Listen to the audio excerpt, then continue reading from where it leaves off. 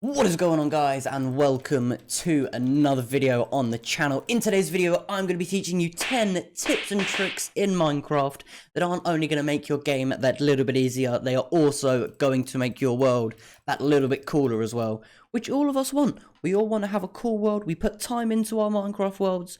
We want them to be cool and have little things in them that just, that just stand out from the crowd. So without any further ado, we are going to get straight into this video. Before we get into tip number 1, if you do enjoy the content I create on this channel and you want to see more of it, please do consider going down below, hitting that like button, as well as clicking that subscribe button. You know what? No, don't click it. I want you to obliterate it. I want you to obliterate that subscribe button. I want it wiped off YouTube, okay? I want it wiped off YouTube. You got that? While you're down there, leave the little notification bell. You ding that. It's awesome. It's awesome. You should do it. So tip number 1 is a secret base entrance using a shulker block. So what you want to do, you see this archway? It's pretty normal. You want to step on top of this shulker block. Hey, I said on top of the shulker block. You want to use that shulker block and you will fall all the way through it. So you can then gain entrance to a little secret base. You've got all of the stuff that you need. The only downside to this is that you can't use the same entrance. So you have kind of got to just get another way out. So how this trick works is you want to take a shulker block, your normal building blocks, as well as your ladders. You want to dig down to where your secret base is going to be. Place your ladder there. You then want to add your shulker box to the top of that. You then want to, while crouching, build up 3 blocks, leave the 3rd block there and destroy these 2 so you have enough room to stand on it. With this above your head, I don't know why, but it is going to push us down through the shulker box, which, in my opinion, is a pretty cool hidden base idea, you know? I might use this in learning Minecraft, I may not, who knows. Let me know if you want to see this make an appearance in the Learning Minecraft series. So moving on to tip number 2, this is a ender pearl stasis chamber. Now I know that's a big old word, stasis chamber. It's not a big word, but it just sounds a bit complex. But it is very easy. So what you want to do is you want to technically build a water elevator 6 blocks high. You then want to have a piston, a daytime sensor, or any form of like redstone input that you want. You want to stand on top of the piston, throw your ender pearl. Okay, no, that just didn't know. You then want to throw your ender pearl into the water. The bubbles and the soul sand at the bottom will then catch it and leave it hanging on the top.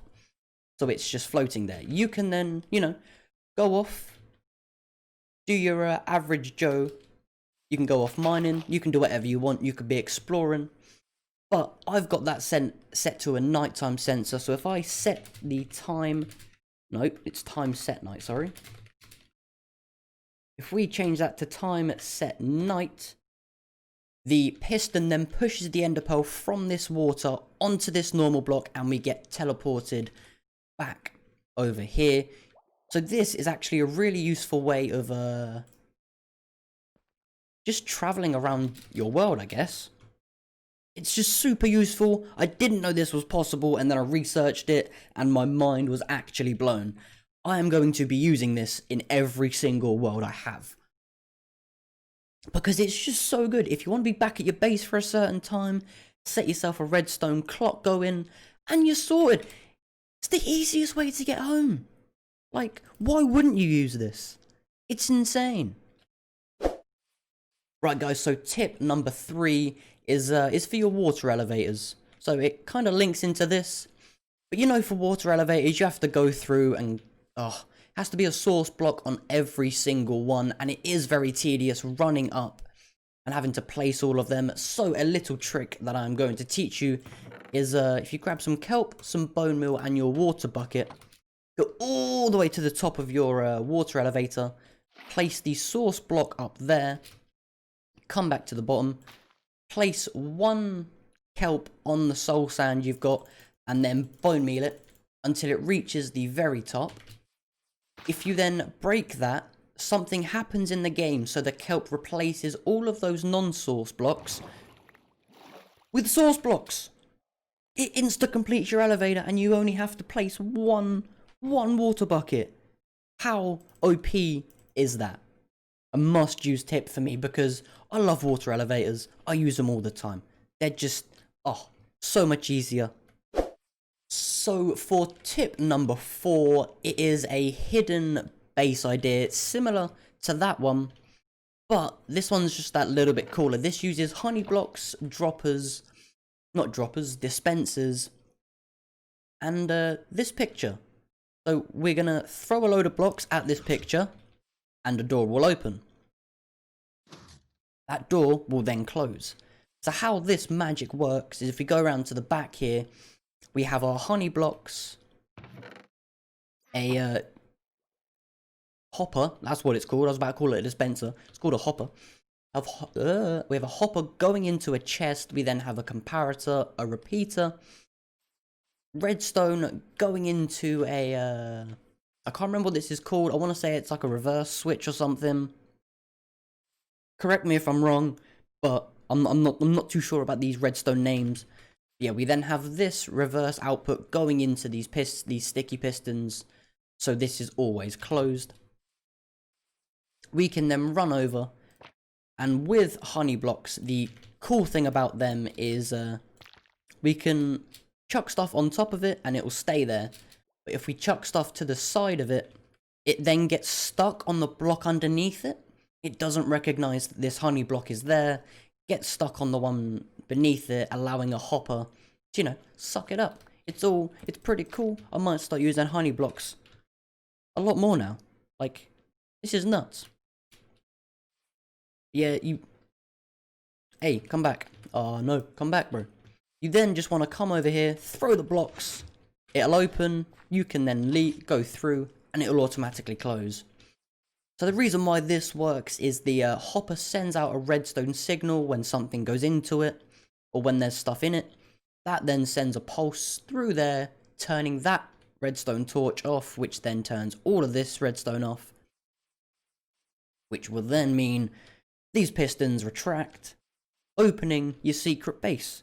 And the reason why it all closes up afterwards is because you have the chest. Once the hopper's emptied all of its items into the chest, this will automatically close, making it one of the simplest redstone doors I've ever seen. Like, this is nuts. I love it. So guys, moving on to tip number 5. This one really isn't a tip, it's more of a prank you can play on your friends. But it's a very smart one. It does involve some redstone. But oh look, it's just a normal bed. It's just a normal bed. I'm gonna go into survival, you know, so I can actually sleep. We'll do... No. Time set night. We'll set the time to night. We'll then sleep. Wait, what's that noise? What's that noise? What's that noise? Whoa! It's a TNT Explosion! Yes, guys, a TNT Explosion. For sleeping? What do you mean? So, guys, how this works is you have the observer. There we go. So it's actually, you want to go one block above there. You want to place your observer looking up into this dirt block. You then want to break it. Break this one. And then right underneath this observer, you want to have one piece of redstone. And then pretty much just grab your TNT. You know, fill underneath your friend's bed with loads of TNT. They're not going to know. And where the observer sees you place down the bed, it sends a redstone signal to the TNT, making it go boom. Which, if you're in a survival server, you do this to your friend, they're losing all their stuff, and it's also going to blow up their bed, which, you know, they'll go back to spawn. It'll be hilarious. Just seeing your friends have to walk back from the OG spawn. Cheese. Moving on to trick number 6. This is a pretty cool customized end portal. So obviously it's not going to be lit and working because I'm in a super fat creative world. I've never been able to get it to work. If there is a way you can get end portals to work on a super flat world in creative, then please let me know down in the comments below. It's never worked for me. I don't know if it's just a Minecraft thing, because I've never actually like Googled it before. But if it does work, let me know down in the comments below, and I will try it out in another video coming up. But yes, for this, to get your custom end portal, which does look pretty cool, we're gonna grab we're gonna grab a mushroom, some bone meal, and any building block of your choice. You want to go one block. So you see here we've got the end portal block. You want to go one block down from that, and then one block away, so you have this block free. You then want to place your pods or dirt just there. You then want to build up 6 blocks, 4, 5, 6. You then want to break all of them but the 6th block. This is so we can regulate the mushroom height. You then want to place your mushroom down, bone meal it, and if we look here, boom, it has deleted the end portal bits. But in a survival world, it will keep the portal here. I promise you, you can try this yourself. It will keep the portal there, and I'm pretty sure it will carry on working. So if you do want a customized end portal, you could just completely get rid of all 4 sides and then just have a blank, weird abyss in the middle, which, you know, that'd be quite cool. Not many people have that on their worlds. It'd be big bragging rights. And all you need is just some mushrooms, some bone meal, and a couple of dirt blocks. How crazy is that? So moving on to tip number 7. For tip number 7, what you're going to need is some ender pearls, some smooth stone slabs, and we're going to need to go to the nether for this. Let's hop into the nether right now. Nice spawn. And for this, we are going to go up into the very top of the nether. So yeah, this may take a while. I don't know how far up I've got to go, but we want to go as high as possible. Aha, so we now have bedrock here, so you want to go around and dig until you find a block that is the right height. And the height for the block you want, if you click F3 and take a look over here at the target block, that is the block you are looking at. So as you can see, the middle one is 126. We want a target block of 127, which is just up here. So as you can see, if we look there, that's target block 127, and that is the very top block of the nether. So what you want to do is you want to...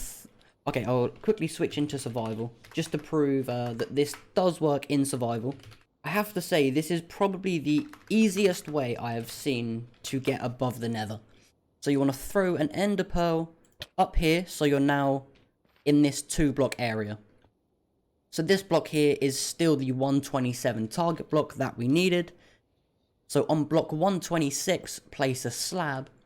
You then want to stand right here and just see this opening at the top half of the block. If you throw your ender pearl there, it then pushes your head so you are above the nether. You then want to do a quick little jump and a second jump, and that has put you on top of the nether. The only bad thing about this is that to come up here, you are going to need to have enough obsidian to create another portal. Because if you don't, and you're in your survival world, you are just going to be stuck above the nether. You will not be able to get down from here. Because, you know, you can't break bedrock in survival. It just doesn't work like that. It just doesn't work. But yeah, that is, that's how you get on top of the nether. Which is pretty cool. And once you're up here, you are given the biggest flat terrain to build your nether hub. You could build farms up here.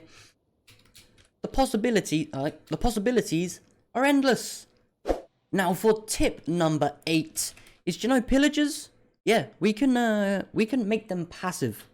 Yes, you can make a pillager a passive mob. It's insane. Let's get straight into this. So if you're like me and you've wanted a pillager in your world for some time, what you want to do, get an anvil,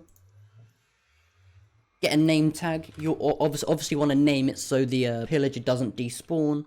So we'll go with Greg. We'll go with Greg's.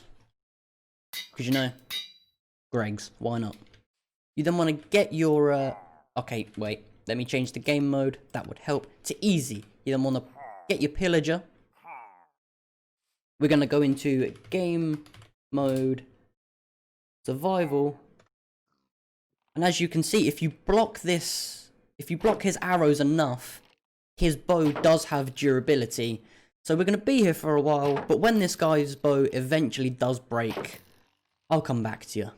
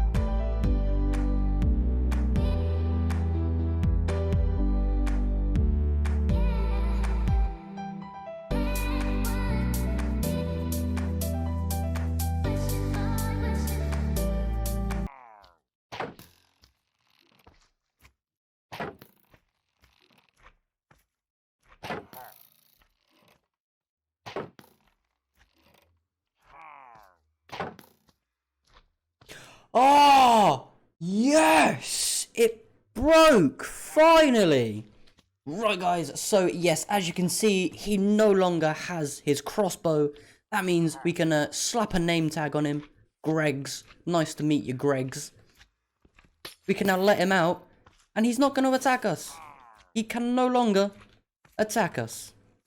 He's just going to stay here and wander about for a bit. That is all he's going to do. Break that so we can't escape. We now have man like Greg. We now have a captive pillager. If you want to do this in your survival world, it's possible. It's just going to take you about 15 minutes of standing in front of him and about 5 shields. It took me 4.5 shields, so it's not too bad. But it's just very long and tedious, just for a pillager. But it's so worth it. Now, the next trick I'm going to teach you guys is Minecraft signs. They've been pretty boring for quite a while now, but they introduced some new signs. We now have like the crimson and the netherwood signs, and they look pretty cool. I like their colours. But did you know, using dyes, using coloured dyes, you can change the text colour of your signs? Yes, it's absolutely insane. So we have our dyes right here. So of course we set this to green, and hey, please like and subscribe on the video. We then can switch this to red. Why not red? And then have some fancy text. We'll go with orange. Okay, no, we're not going to go with orange. That doesn't show up. We'll go orange on this one. Orange and red look kind of similar though. Hey, I don't want them looking similar. We're gonna go for purple. That's better.